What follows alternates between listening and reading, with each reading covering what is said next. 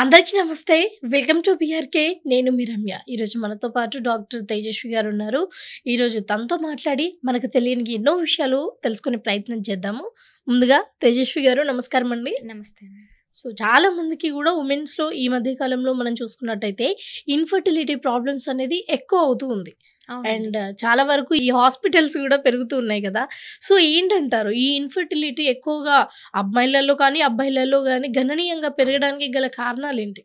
నార్మల్‌గా అసలు బేసిక్‌గా ఇన్‌ఫెర్టిలిటీ అంటే పిల్లలు లేకపోవడం. అవును. మ్యారేజ్ తర్వాత 1 ఇయర్ పాటు అన్‌ప్రొటెక్టెడ్ సెక్స్ చేసినప్పటికీ కూడా పిల్లలు లేకపోవడం ఇన్‌ఫెర్టిలిటీ అంటాము. ఓకే. ఇన్‌ఫెర్టిలిటీకి మేల్ కాజెస్ ఎలా ఉంటుందో ఫీమేల్ రెస్పాన్సిబిలిటీ అలాగే ఉంటుంది. హుహు. మొత్తం ఫీమేల్‌కనే కాదు మేల్‌కి కూడా ఈక్వల్ పార్ట్నర్‌షిప్ ఉంటుంది దీంట్లోనే. ఫీమేల్ ఫ్యాక్టర్స్ ఎలా ఉంటాయంటే గర్భాశయంలో ప్రాబ్లమ్స్ ఏమైనా ఉన్నా, లేదంటే అండాశయంలో ప్రాబ్లమ్స్ ఉన్నా, వెజినాలో ప్రాబ్లమ్స్ ఉన్నా, ఇన్ఫెక్షన్స్ ఏమైనా ఉన్నా, లేదంటే మెటబాలిక్ ఫ్యాక్టర్స్ ఏమైనా ఉన్నా, ఇలాంటి వల్ల ఫీమేల్స్లో ఇన్ఫెర్టిలిటీ కాజ్ అవుతుంది. ఓకే. మరి మేల్స్లో ఎలా ఉంటుందంటే మేల్స్లో ఈ మెటబాలిక్ ఫ్యాక్టర్స్తో పాటు స్పర్మ్ అబ్నార్మాలిటీస్ అంటాం. స్పర్మ్ కౌంట్ తక్కువ ఉన్నా, లేదంటే స్పర్మ్ కౌంట్ నార్మల్గా ఉన్నా స్పర్మ్ మొటిలిటీ తక్కువ ఉంటుంది. అంటే స్పర్మ్స్ కరెక్ట్గా మొటిలిటీ తక్కువ ఉన్నప్పుడు అలాంటి కండిషన్స్లో అంటే మొటిలిటీ అంటే హెల్తీగా ఉండడమా? Yeah okay. హెల్తీగా ఉండాలి, దాంతోపాటు ఫాస్ట్గా కదులుతూ ఉండాలి స్పర్మ్స్ అనేటివి. కొన్ని స్ట్రక్చర్ కూడా డిఫరెన్స్లో ఉంటుంది. కొన్నిటికి హెడ్స్ లేకపోవడం, కొన్నిటికి టైల్స్ లేకపోవడం, అలాంటి కండిషన్స్ ఉంటుంది. అంటే స్పర్మ్స్లో స్పర్మ్స్లో ప్రాబ్లమ్స్ ఉండడం వల్ల కూడా ఈ ఇన్ఫెర్టిలిటీ కాజ్ అవుతుంది. బోత్ మేల్స్కి ఎలాగో ఫీమేల్స్కి అలాగే ఉంటుంది.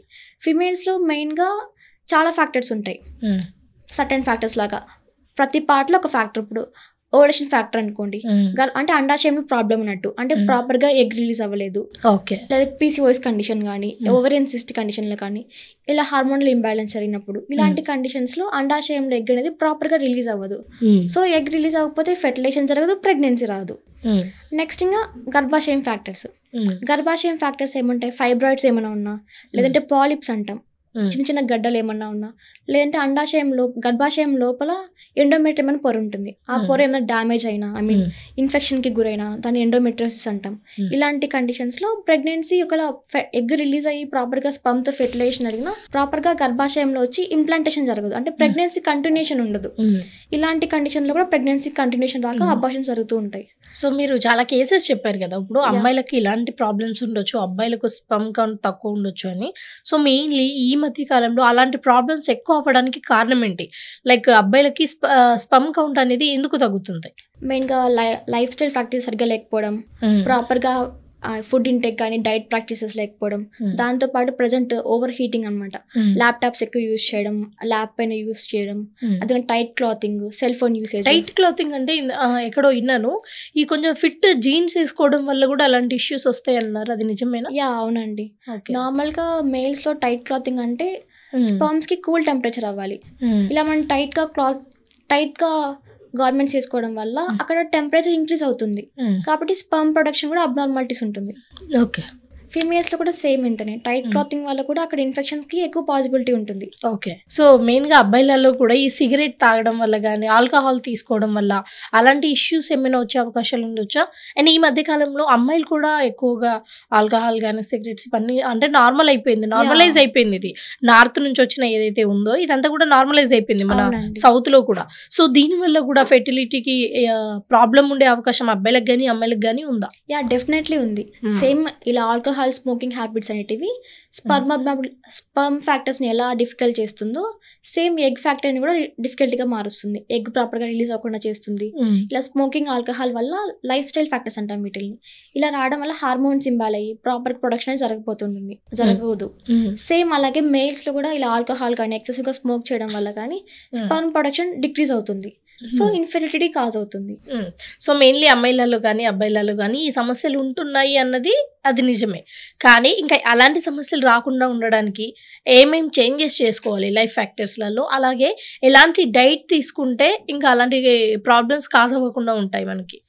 మెయిన్గా ఇలాంటి ప్రాబ్లమ్స్ కాజ్ అవ్వకుండా ఉండాలంటే ఓవర్ వెయిట్ తగ్గించుకోవాలి. ఓవర్ వెయిట్గా ఉన్నప్పుడు మన బాడీలో హార్మోన్ లెవెల్స్ ఇంబ్యాలెన్స్ అయిపోతూ ఉంటాయి. ఓకే. జస్ట్ కొంచెం వెయిట్ రిడక్షన్ అయినా కూడా మన హార్మోన్స్ సెటరేట్ అవుతాయి. కాబట్టి వెయిట్ బ్యాలెన్స్డ్గా ఉండాలి. డైట్ కూడా ప్రాపర్ న్యూట్రిషన్ ఫుడ్ తీసుకుంటూ ఉండాలి. రిఫైన్ షుగర్ కానీ, మైదా ఫుడ్స్ కానీ, ప్యాక్డ్ ఫుడ్స్ కానీ అవాయిడ్ చేస్తూ ఉండాలి. దీంతో పాటు షుగర్ ఇంటేక్ అవాయిడ్ చేస్తూ ఉండాలి. ఎక్సెస్ షుగర్ కన్జంప్షన్ చేయడం వల్ల కూడా మన బాడీలో హార్మోనల్ ఇంబ్యాలెన్స్ జరిగే అవకాశం ఎక్కువగా ఉంటుంది. సో ఎక్సెస్ షుగర్ని కూడా అవాయిడ్ చేస్తూ ఉండాలి. స్ట్రెస్ ఏమైనా ఉంటే స్ట్రెస్ రిలీఫింగ్ టెక్నిక్స్ని ప్రాక్టీస్ చేస్తూ ఉండాలి. యోగా చేయడం, బ్రీతింగ్ ఎక్సర్సైజెస్ చేయడం, ఇంకా అలా ప్రాక్టీస్ చేస్తూ ఉండడం వల్ల స్ట్రెస్ ఫ్యాక్టర్ కూడా తగ్గుతుంది. దాంతోపాటు లైఫ్ స్టైల్ డిసార్డర్ అయిన ఆల్కహాల్, స్మోకింగ్ అవన్నీ అవాయిడ్ చేస్తూ ఉండాలి. దాంతోపాటు సేఫ్ సెక్షువల్ ప్రాక్టీసెస్ని ఫాలో అవుతూ ఉండాలి. ఇన్ఫెక్షన్స్ రాకోకుండా చూసుకుంటూ ఉండాలి. ఇలా చేయడం వల్ల మనం రీప్రొడక్టివ్ సిస్టమ్ని హెల్తీగా మెయింటైన్ చేయగలం. ఓకే. ఇప్పుడు రీప్రొడక్టివ్ సిస్టమ్ అంటే గుర్తొచ్చింది. అంటే ఎగ్జాక్ట్లీ అంటే ఇప్పుడు బేబీ కావాలి అని అనుకున్నప్పుడు పర్టికులర్ టైమ్స్ చెప్తారు కదా, ఈ టైంలోనే ఇంటిమేట్ అవ్వాలి అని. సో అది ఏ టైము అండ్ ఎగ్జాక్ట్లీ ఎలా ఉంటుంది ఆ ప్రాసెస్? ఆ ఎగ్ రిలీజ్ అయ్యే టైంని ఓవులేషన్ టైం అంటాం. ఓకే. ఇది మనకు పీరియడ్ సైకిల్ రెగ్యులర్గా ఉందనుకోండి, ఒక 30 days సైకిల్లో every 14th day egg release అవుతుంది. ఆ ఎగ్ అనేది కూడా జస్ట్ 24 hours మాత్రమే మన బాడీలో సర్వైవ్ అవుతుంది. కానీ స్పర్మ్ మటుకు 3 to 4 days సర్వైవ్ అవుతుంది. 72 hours లైఫ్ స్పాన్ ఉంటుంది స్పర్మ్కి. ఎగ్కి 1 day మాత్రమే లైఫ్ స్పాన్ ఉంటుంది. కాబట్టి ఆ 14 daysకి 3 days బిఫోర్ ఆఫ్టర్, తర్వాత 14 days తర్వాత 3 days వరకు కన్సెప్షన్ టైం అంటాం అని. ఫెర్టైల్ విండో అంటాం నార్మల్గా చెప్పాలంటే. ఫెర్టైల్ విండో అంటే most possible chance of pregnancy అనమాట. ఈ టైంలో కనుక కన్సెప్షన్ జరిగినట్టయితే ప్రెగ్నెన్సీ పాసిబిలిటీ ఎక్కువగా ఉంటుంది. అంటే first to 30 days period cycle అనుకోండి, 14th day ఎగ్ రిలీజ్ అవుతుంది. కాబట్టి 11th to 17 days వరకు ఫెర్టైల్ విండో అంటాం. ఆ టైంలో కనుక రెగ్యులర్గా కన్సెప్షన్ జరిగినట్టయితే ప్రెగ్నెన్సీ పాసిబిలిటీ ఎక్కువగా ఉంటుంది. ఈ మధ్య కాలంలో ఇంకా బేబీస్ ఇంకా అస్సలు పుట్టరు అని ఒక క్లారిటీ వచ్చిన తర్వాత టెస్ట్ ట్యూబ్ బేబీ సైడ్ వెళ్తున్నారు. అది ఎంతవరకు కరెక్ట్ అంటారు? అంటే చాలా హాస్పిటల్స్లో ఈ మధ్య కాలంలో మనం చూసుకున్నట్టయితే ఈ వీళ్ళ బేబీస్ని కాకుండా సంథింగ్ ఏదో మాఫియా అవి ఉంటాయి కదా, సో అది టెస్ట్ ట్యూబ్ బేబీ వరకు వెళ్ళడం ఎంతవరకు కరెక్ట్ అంటే మీ దృష్టిలో? అది వాళ్ళ చాయిస్ అండి అది.